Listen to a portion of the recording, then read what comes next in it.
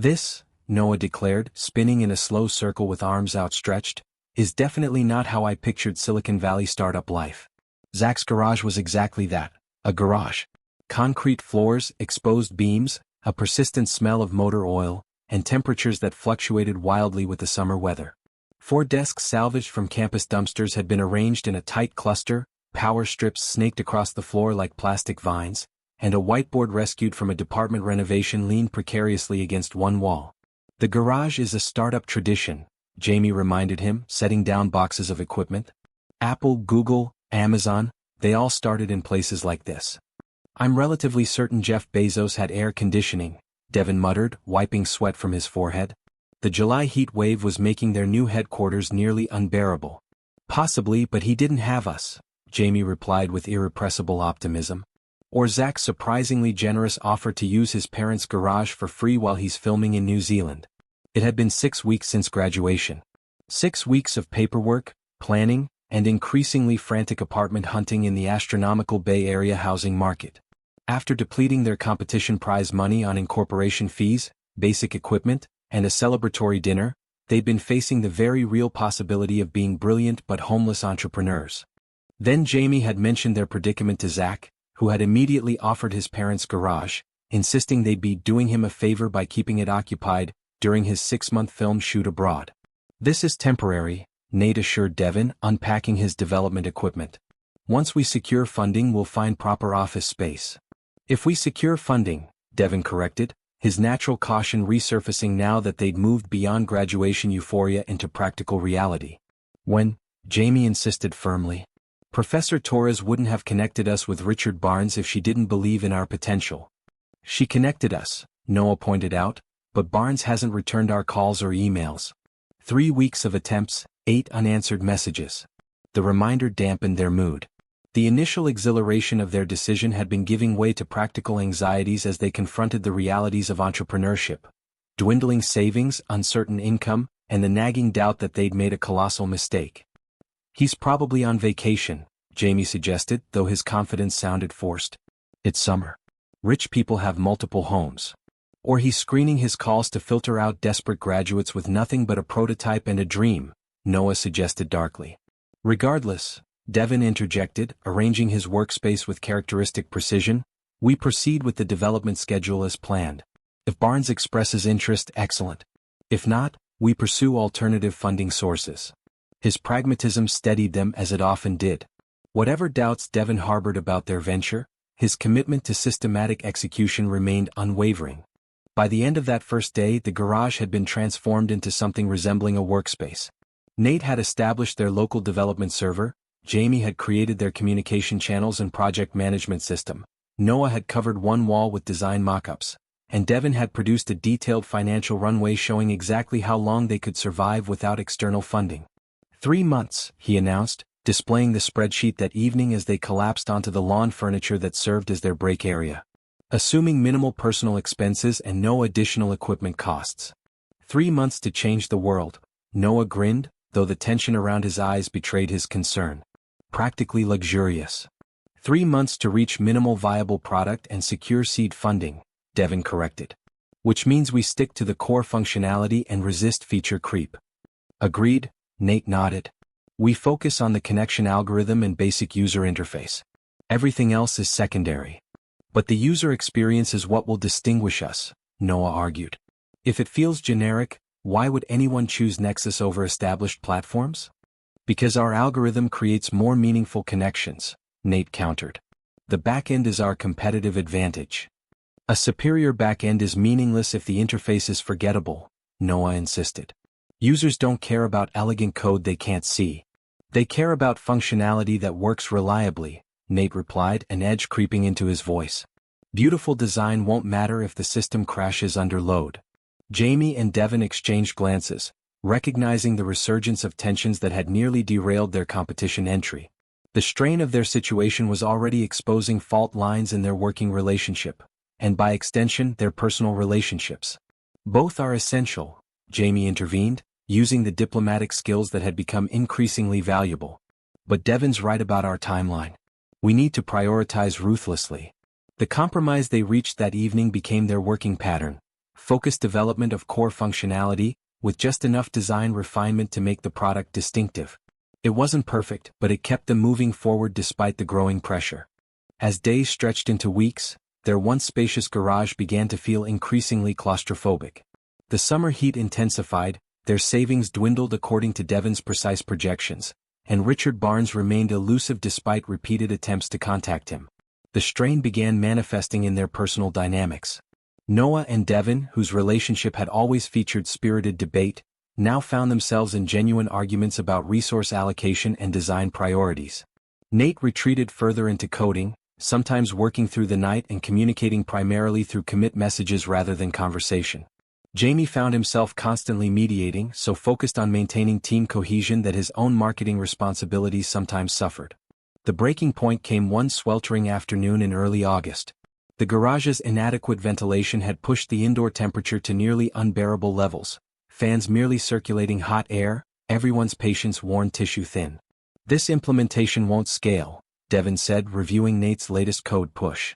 "The database queries will become exponentially more intensive as the user base grows." Nate looked up, eyes red from hours of staring at screens. "It's a prototype. We can optimize later." "Later will be too late," Devon insisted. "Refactoring the entire database structure would require resources we won't have if we're racing to fix performance issues while seeking series of funding." "I'm aware of how funding works," Nate snapped.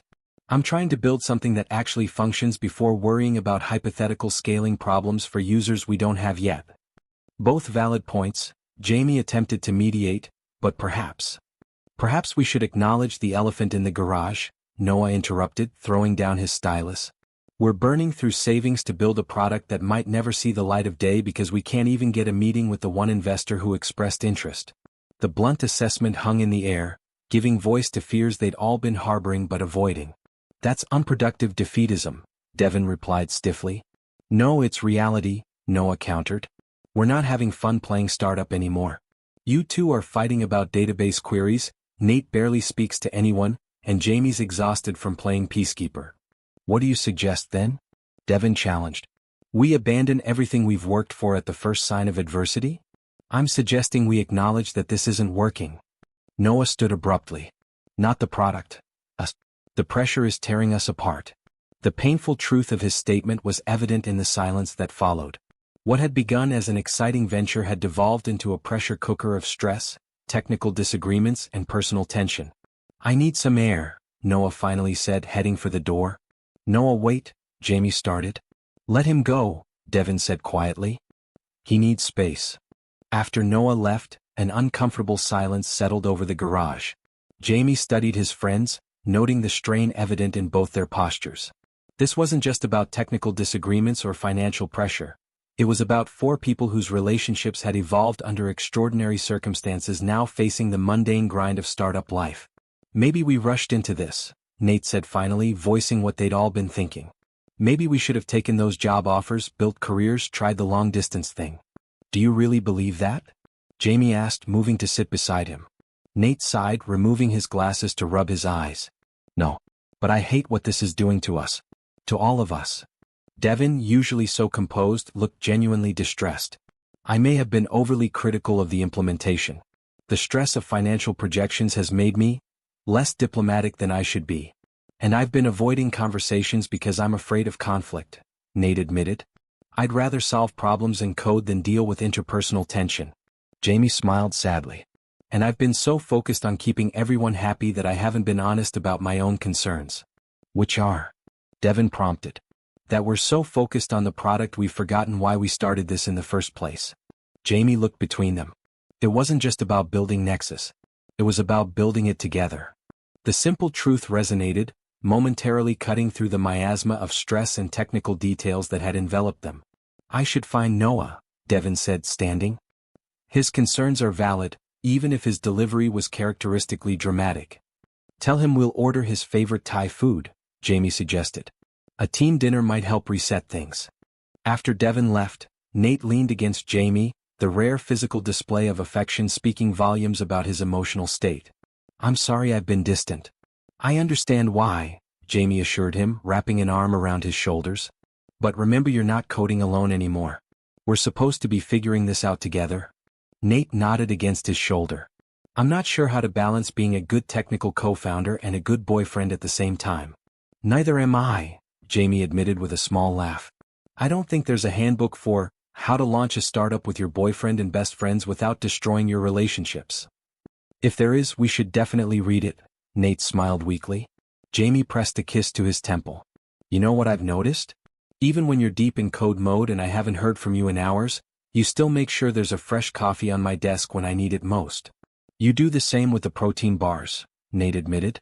The ones you hide in my drawer so I'll eat something. We're figuring it out, Jamie said softly. Little by little. When Noah and Devin returned an hour later, the tension had dissipated somewhat.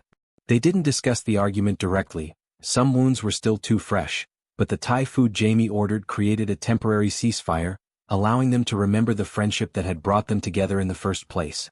We need to figure out our next steps, Devin said finally as they finished dinner. Realistically, we have approximately 6 weeks of runway remaining. We keep trying to reach Barnes, Jamie suggested, and start approaching other potential investors as backup.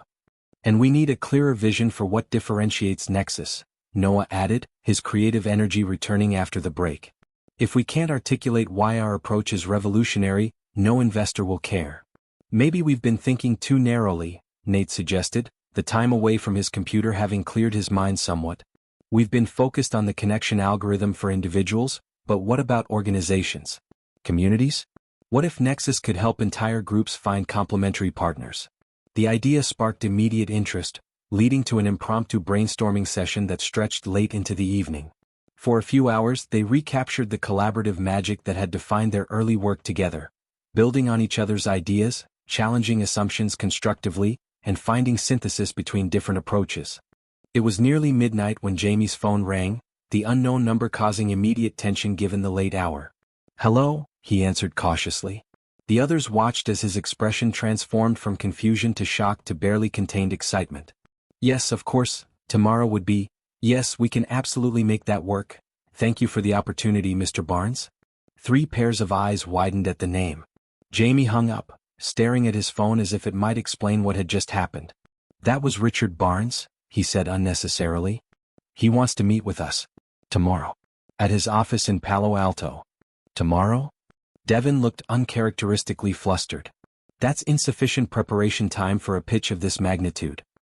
He said he's been following our progress, Jamie continued, still processing the conversation. Apparently Torres has been keeping him updated. He's interested in what we've built so far.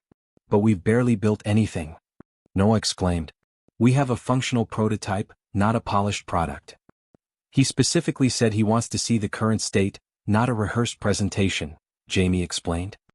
He mentioned something about preferring to evaluate teams in their natural habitat, but his office is under renovation, so we'll have to meet at his. The news electrified the garage. Suddenly their workspace was a flurry of activity. Nate frantically documenting code, Devin preparing financial projections, Noah organizing design assets, and Jamie outlining their market approach. Their recent tensions temporarily forgotten in the face of this unexpected opportunity. They worked through the night, fueled by a combination of adrenaline, caffeine, and the desperate hope that this meeting might validate their gamble. By dawn, they had assembled something resembling a coherent demonstration, though far less polished than any of them would have preferred. This is either the worst or best timing possible, Noah observed as they changed into their one-presentable outfits, the garage floor littered with evidence of their all-night effort. If he's genuinely interested in seeing our authentic process rather than a polished facade, it could work in our favor, Devin reasoned, though he still adjusted his tie with nervous precision. We're showing a genuine startup in the trenches, Jamie agreed, trying to sound confident. Not a rehearsed dog and pony show. The drive to Barnes Ventures in Palo Alto was tense, their rental car, another expense Devin had reluctantly approved, filled with equal parts hope and anxiety. They'd come too far to turn back, invested too much to fail, yet none of them felt truly prepared for this critical meeting. Barnes Ventures occupied the top floor of a sleek glass building overlooking the heart of Palo Alto. As they were escorted into a minimalist conference room, the contrast between their garage headquarters and this temple of venture capital couldn't have been more stark.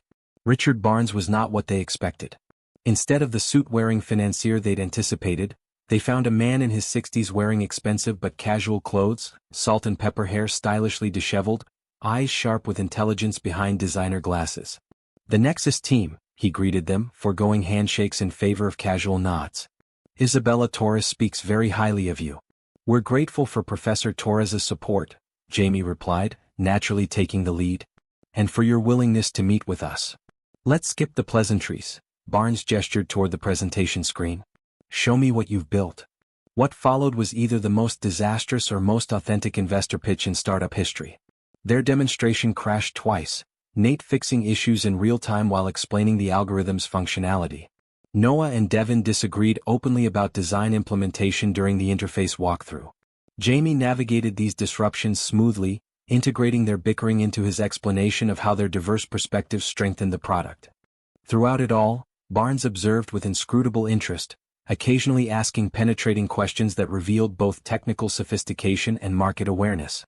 "Your approach to community connection is intriguing," he said finally, after their chaotic presentation concluded. "But your execution is all over the place." The four exchanged nervous glances. "We're still in early development," Jamie acknowledged. "There are aspects we're refining." "I'm not talking about the product," Barnes interrupted. "I'm talking about you. Your team dynamics. You're clearly brilliant individually, but you're not working in harmony." The assessment was uncomfortably accurate. "The garage environment has presented challenges," Devin admitted. "Every startup faces challenges," Barnes dismissed this excuse. "The successful ones don't let those challenges undermine their foundation." He leaned forward, studying them with renewed interest. "Here's what I see: four founders with complementary skills but competing visions. You haven't reconciled your fundamental differences about what Nexus should be." The room fell silent as his words hit their mark. Despite their technical progress, they had indeed been pulling in different directions. Nate focused on algorithmic elegance, Noah on user experience, Devin on scalable infrastructure, and Jamie on market positioning. "That said," Barnes continued, "I see tremendous potential. Both in the concept and in your team, if you can align your vision." Hope flickered cautiously in their expressions. "I'm prepared to offer conditional seed funding," he declared. $500,000 against 12% equity. The number was simultaneously exhilarating and terrifying, enough to provide genuine runway, yet a significant portion of their company in exchange. "The condition," Barnes continued before they could respond, "is demonstration of a true minimum viable product with actual user traction within 30 days. 30 days? Devin couldn't hide his shock. "That's an extremely aggressive timeline." "It's deliberately impossible under your current approach," Barnes agreed calmly. "You'd need to dramatically refocus, eliminate distractions, and function as a unified team rather than four talented individuals sharing workspace." He stood, signaling the meeting's conclusion. "Consider this a test. Not of your technical abilities, those are evident, but of your capacity to operate as founders. If you can deliver something cohesive in 30 days, you'll demonstrate the kind of exceptional execution I invest in." As they filed out in stunned silence, Barnes added a final observation. "The most successful startups I've funded weren't built on the most elegant code or the most beautiful design. They were built by teams that turned limitations into advantages and conflicts into synthesis." The drive back to the garage was subdued, each processing the conditional offer and seemingly impossible timeline in their own way. 30 days, Noah finally said as they pulled into the driveway. "That's insane." "Deliberately so," Devin agreed. "It's a stress test of our functionality as a team." "Can we do it?" Nate asked quietly, the question they were all considering. Jamie looked around at his teammates and found himself smiling despite the pressure. "1 month ago we were taking final exams. 3 months ago we were strangers in a blackout. We've consistently done the impossible when we work together." "That's not a business plan," Devin pointed out, though his tone lacked its usual skepticism. "No," Jamie agreed. "It's better. It's faith in us." As they re-entered their humble garage headquarters, now transformed by the weight of Barnes' challenge, the impossible timeline hung over them. Not just a deadline, but a fundamental question about who they were as a team and what Nexus could become. The startup gamble had just gotten riskier but also potentially more rewarding. 30 days to prove themselves worthy of investment. 30 days to find a unified vision. 30 days to transform from graduates playing entrepreneur to founders building something real. The garage door closed behind them, four partners facing their greatest challenge yet, not technical innovation but learning to truly work as one.